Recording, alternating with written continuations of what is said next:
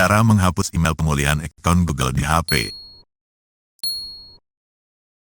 Langsung saja tap ikon atau foto profilnya. Lalu pilih kelola akun Google Anda.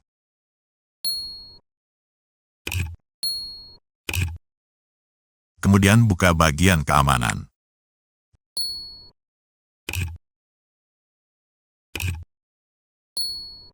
Lalu pilih email pemulihan.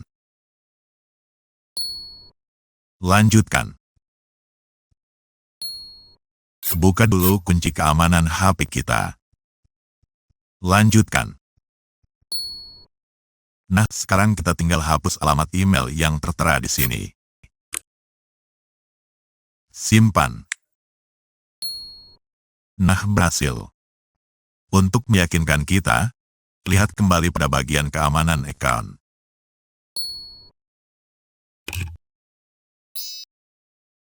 Nah, sudah hilang email pemulihannya, alias memang sudah berhasil.